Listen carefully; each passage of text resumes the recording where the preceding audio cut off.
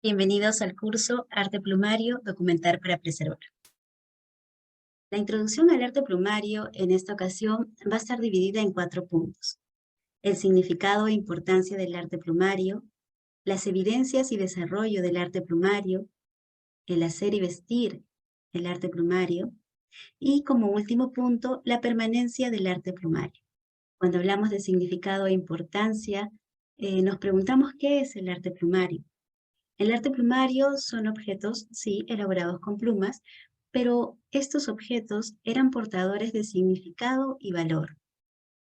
El arte plumario, en definitiva, es una manifestación artística que se relaciona con fuerza, poder y ritualidad desde tiempos remotos. Al haber estado presente casi en los 5 continentes, es universal y ancestral. Los hombres, desde estos puntos en los diversos continentes y en el pasado, lo usaban para adornarse y animar su entorno. Estaba relacionado con lo sagrado, con el misticismo y era un símbolo de distinción, ¿no? Un símbolo de identidad étnica. También estuvo relacionado con el tributo. Es un arte vivo, cuya energía simbólica, dicen algunos autores, que se puede perder cuando pierde su fin principal. Para algunos esto ocurre cuando el arte plumario entra en el circuito del mercado. Cabe mencionar que aún pasando ello, muchas de las piezas elaboradas lo que no pierden es el mostrar toda su herencia respecto a sus técnicas, a la diversidad de estas en estos objetos. Es importante también mencionar que no solamente se puede abordar el arte plumario conociendo los objetos elaborados con plumas. También podemos llegar a conocer el arte plumario mediante la iconografía. Por ejemplo, el toro alado con cabeza humana, llamado Lamassu, que se encuentra en el Museo Metropolitano, nos habla de esa importancia que tenían los seres alados en su contexto. Una importancia quizás como ser protector o ser intermediario entre los dioses y los hombres. Santiago Muñoz también hace una reflexión respecto a cómo se toma importancia o se le da la importancia a cierto tipo de piezas como los mosaicos, ¿no? Eh, el ejemplo que podemos ver es la Misa de San Gregorio, pero él menciona que si bien muchos investigadores abordan el arte plumario desde el tiempo en que confluyen, ¿no?, la cultura occidental y la cultura náhuatl, es importante ver más allá, ¿no? Porque es el arte plumario el que va a estar presente desde tiempos remotos debido, pues, obviamente a que es un arte con tradición. Santiago Muñoz también nos habla sobre la importancia que para muchos despertó el arte plumario de la Nueva España. Esta importancia estuvo enfocada, por ejemplo, en mostrar, conocer y difundir los mosaicos de plumas sobre madera, como por ejemplo la Misa de San Gregorio. Sin embargo, cuando se habla de arte plumario, hay que abordarlo desde mucho antes, ¿no? Ya que es un arte heredado. Entonces, no solamente hay que ver este tipo de piezas. Cuando hablamos de evidencia y desarrollo del arte plumario, nos preguntamos en qué lugares se hizo presente. El arte plumario estuvo en los 5 continentes. Sin embargo, nos dice Alejandra Bravo, va a ser en el continente americano, ¿no?, en todo el continente americano, donde más va a destacar. Era tan importante como lo que hoy para nosotros puede ser el oro. A partir de este punto vamos a hacer un recorrido virtual por todo el continente americano. En Norteamérica, por ejemplo, hasta la actualidad, el arte plumario está presente en los más de 570 grupos nativos. Es muy importante mencionar también que los grupos nativos, más del 50%, se encuentran en diferentes estados. En un tiempo ellos estaban ubicados en reservas, pero en los años 50 el gobierno reubica a algunos grupos en estos estados que ahora mencionaré: California, Oklahoma, Arizona, Texas, Nuevo México, Nueva York, Washington, Carolina del Norte, Michigan y Alaska. Va a ser por los años más o menos 50, ¿no?, del siglo XX, que se empiezan a realizar reuniones que congregan a, a todos los descendientes de los pueblos nativos de Norteamérica. Estas reuniones se llaman los powwow. Importante mencionarlo porque lo vamos a volver a retomar cuando hablemos de la permanencia del arte plumario. El arte plumario se relaciona mucho con el darle la importancia o reconocimiento, ¿no?, que merece un guerrero, por ejemplo, ¿no? Las plumas se entregaban justamente como ellos, ¿no? Reconocimiento a los guerreros. Dentro de todos los pueblos de Norteamérica, se puede mencionar que los más numerosos son, por ejemplo, el pueblo Cherokee, Navajo, Choctaw, los Sioux y los Chippewa.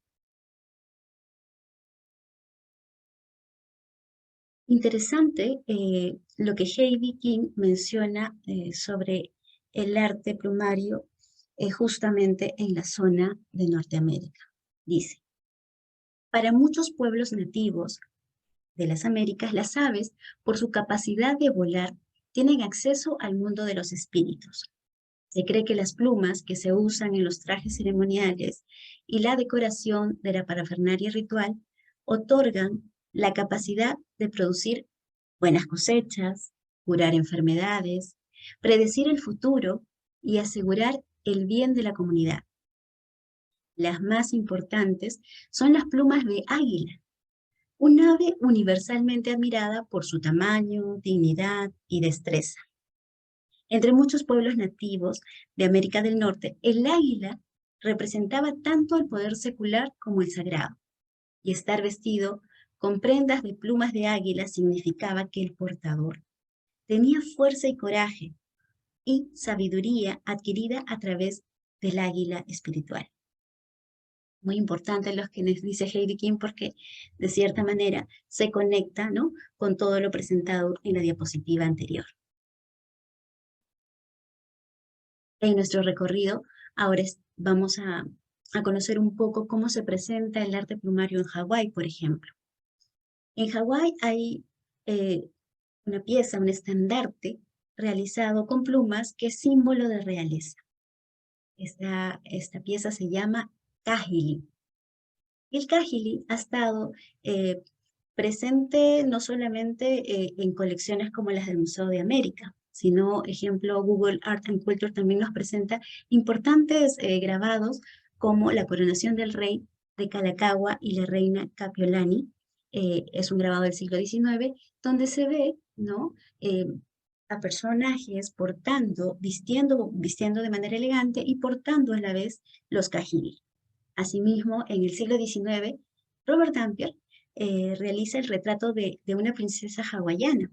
Esta princesa hawaiana, además de portar el kahili, lleva también la capa emplumada, que también era símbolo de realeza.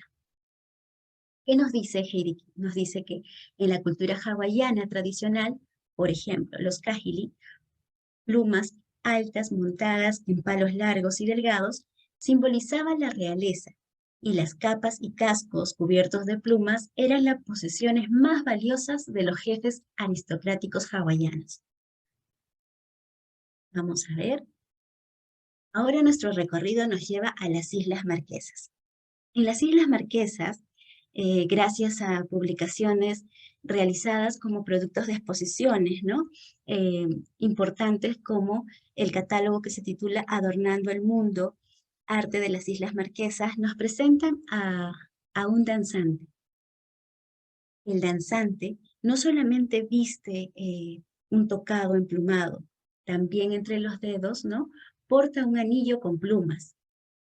En su danza, el vestir con plumas era para honrar a seres sobrenaturales.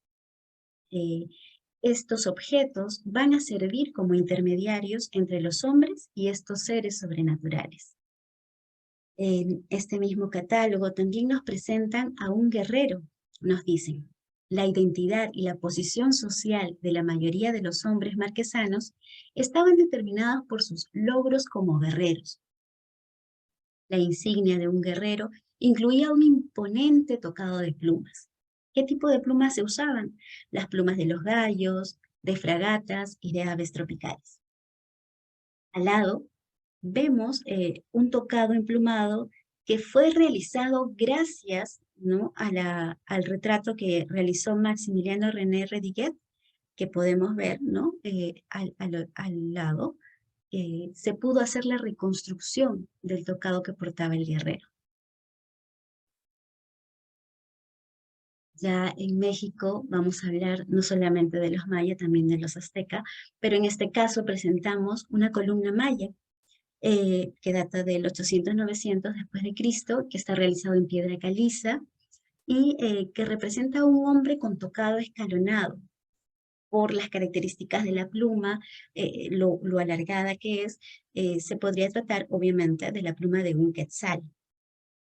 Eh, en otro catálogo relacionado al tema de las islas del Pacífico, África y las Américas, también del Museo Metropolitano, menciona: la figura tallada en alto relieve viste un traje muy ornamentado del tipo reservado entre los antiguos mayas para las principales ocasiones ceremoniales.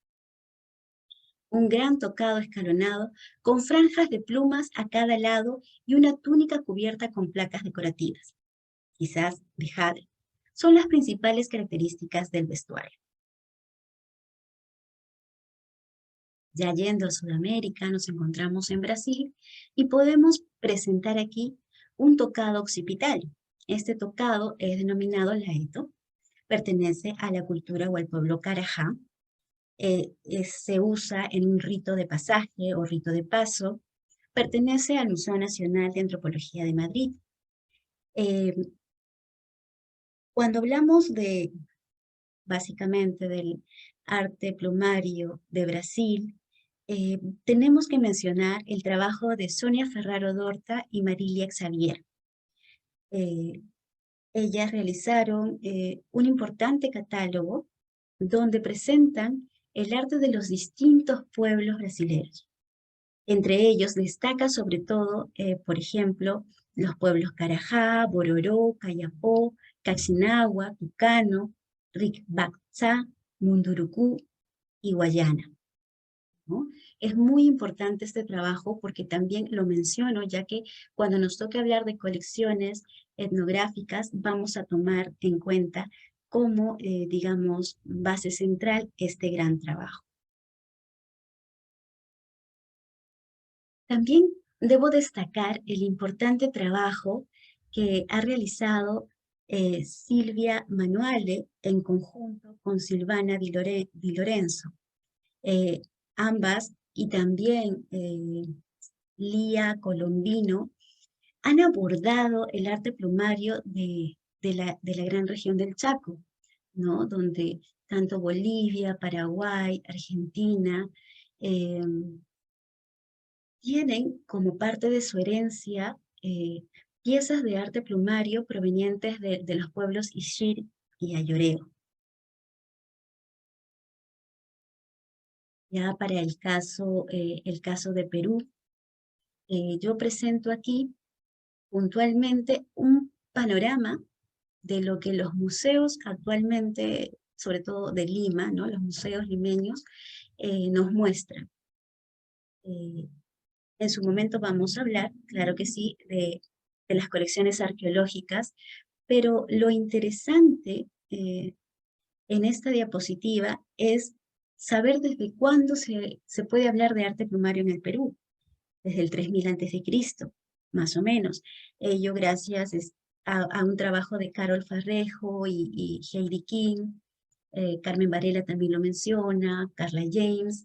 Entonces, el inicio del arte plumario se podría mencionar en esa época, ¿no? 3000 antes de Cristo. Y luego, El arte plumario, si bien es cierto, pues no ha podido llegar a nosotros de todas las culturas, pero gracias una vez más a la iconografía, podemos saber que sí estuvo presente en todas las culturas que se desarrollaron en lo que hoy es el Perú. Al mismo tiempo, esta confluencia de museos, que eran aproximadamente 12 museos en los que se pudo investigar, los que nos permitieron pues acceder, ¿no?, a su colección.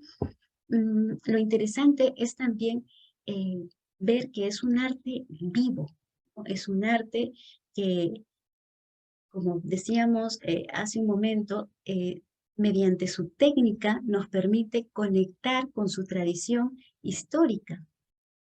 Y bueno, básicamente eran colecciones arqueológicas, etnográficas, las que vamos a poder conocer en los museos ubicados en Lima, museos peruanos, y hay una diversidad de piezas. eh, este tipo, digamos, de panorama también nos muestra que hubo una relación, comunicación, ¿no?, interregional entre la costa, la sierra, la selva. Eh, ¿Se han documentado técnicas? Sí, pero lo interesante de conocer el estado actual de las colecciones también nos permite saber cuáles son los aportes que podemos generar con nuestro estudio, ¿no?, sobre el arte plumario. Cabe mencionar que el Perú a nivel mundial está situado como en segundo lugar respecto a la diversidad de especies de aves. Sin embargo, esto también lo mencionan varios autores, eh, es poco el porcentaje de especies que fueron, digamos, seleccionados para elaborar distintas piezas que eran para la élite. Hacer y vestir arte plumario. Hasta el momento, pues hasta antes del punto 3, lo que hemos hecho es hacer un recorrido básicamente por el continente americano.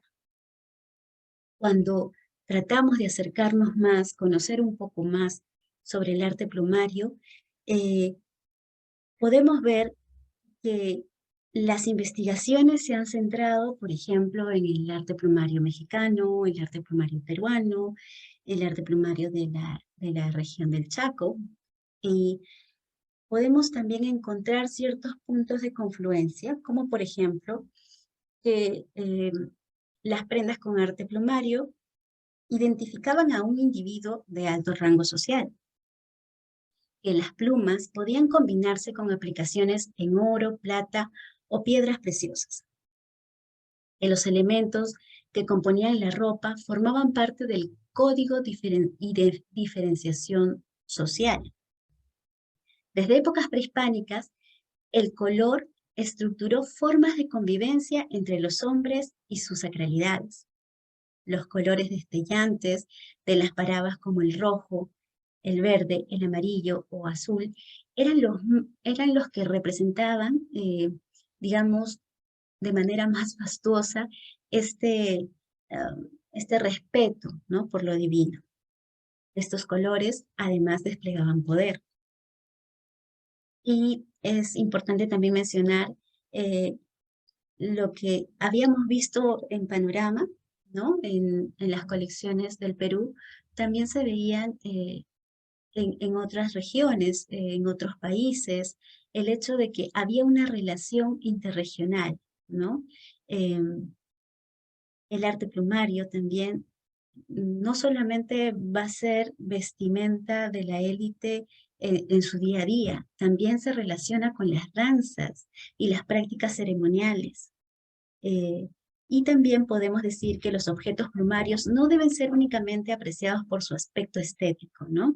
Eh, Eso siempre hay que tenerlo en cuenta porque ya que el arte plumario está vivo, es importante tener en cuenta que eh, estos objetos, además, ¿no?, de portar belleza, los que se hacen incluso actualmente, están fuertemente vinculados en su origen con la ritualidad y con símbolos de prestigio social, ¿no?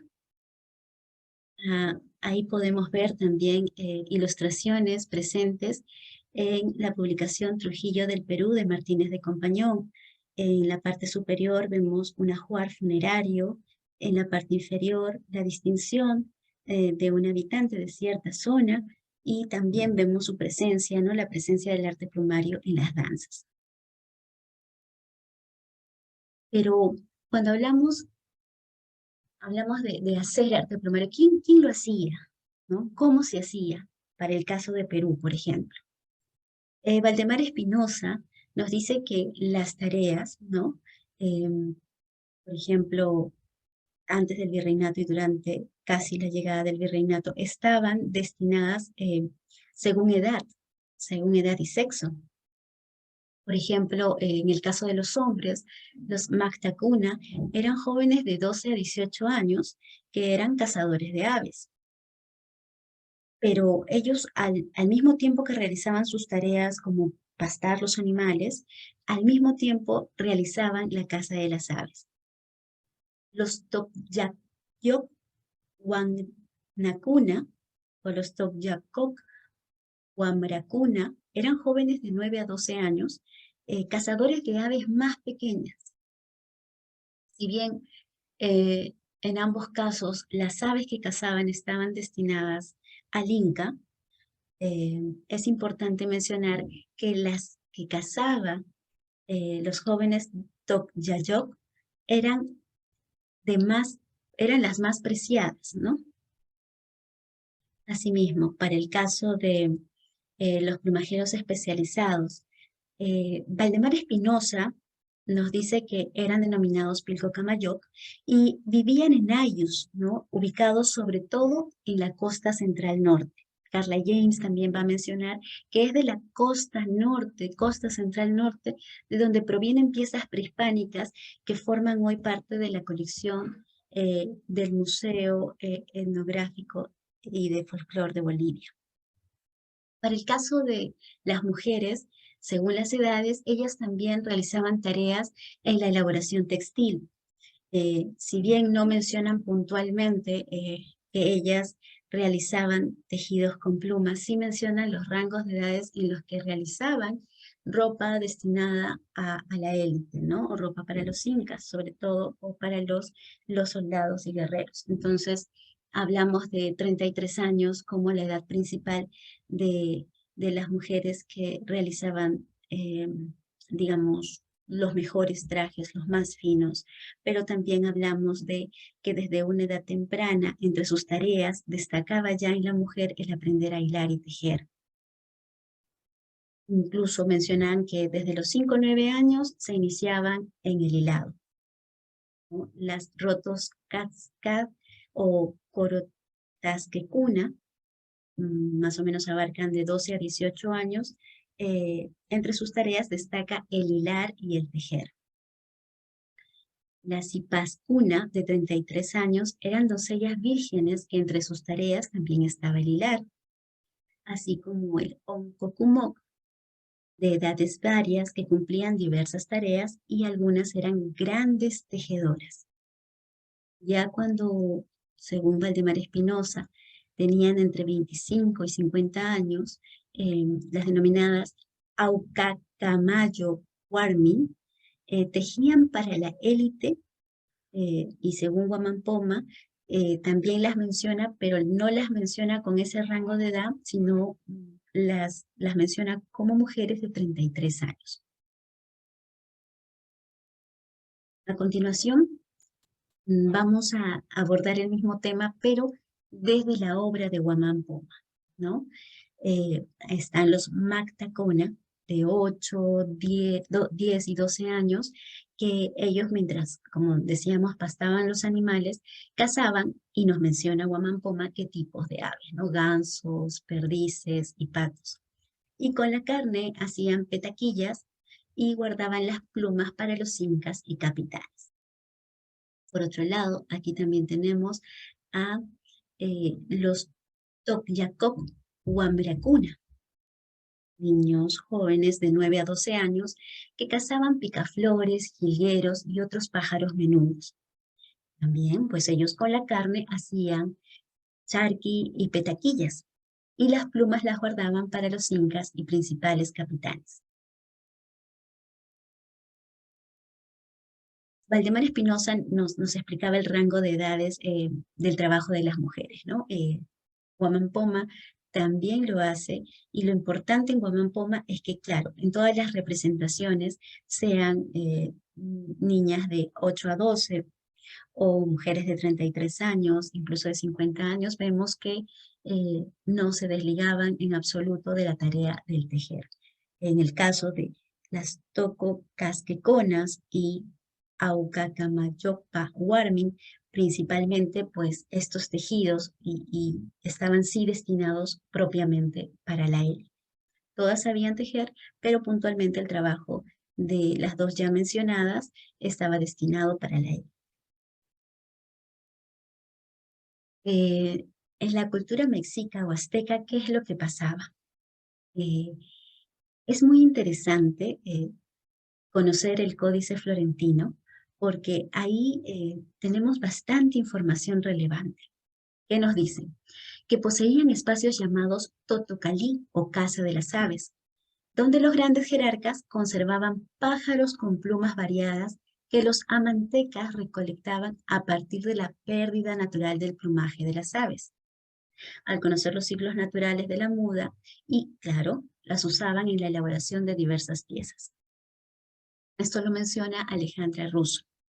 También, ¿qué nos mencionan respecto al arte mexica? Que eran los pochtecas los comerciantes que suministraban las plumas. Y que cuando hablamos de amantecas, hablamos de tres tipos de amantecas. Estaba el tepcan amanteca, que realizaba las prendas para las divinidades. El calpixcan amanteca, que elaboraba las prendas para los gobernantes. Y los calla amanteca, que elaboraban artefactos y prendas para los rituales y la guerra. La técnica, claro, que más llama la atención y que ha quedado registrada es la técnica del mosaico.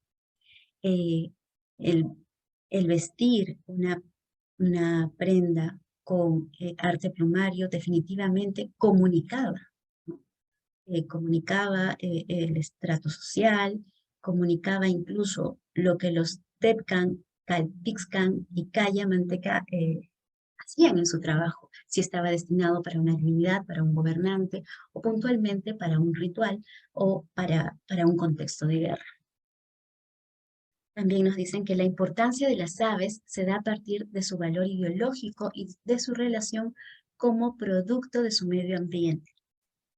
Estaba relacionado con el comercio, el tributo, y era definitivamente, había una relación definitiva con los dioses, ¿no?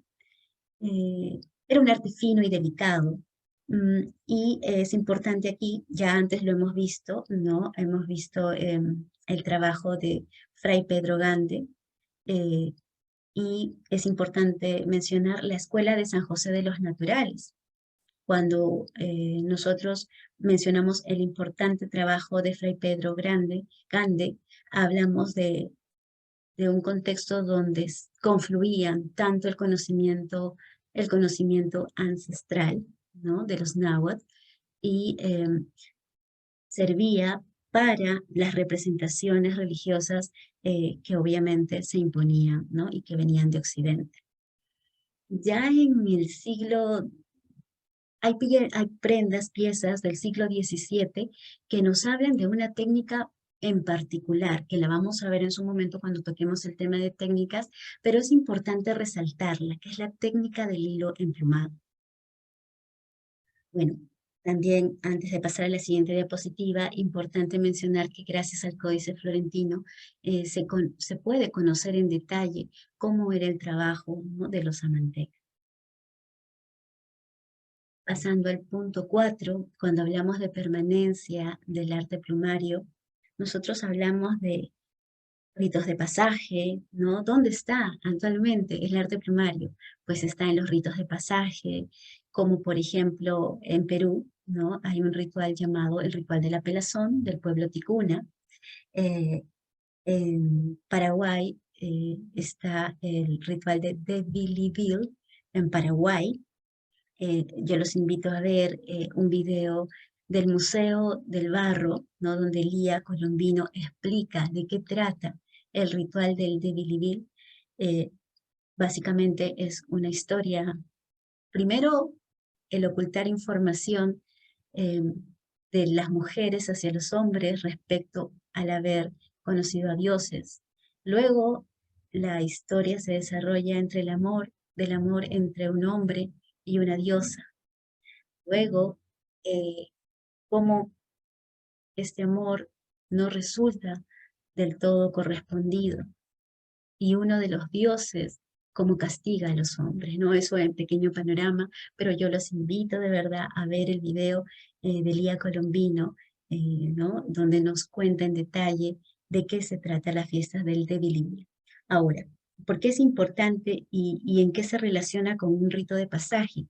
Se relaciona porque eh, puntualmente, los niños al pasar a la edad de jóvenes forman parte, ¿no?, de este ritual porque es el momento en que ellos conocen, ¿no? Conocen a sus dioses, conocen su tradición y por eso este punto es importante porque solo se realiza cuando justamente van a pasar de niños a hombres, ¿no?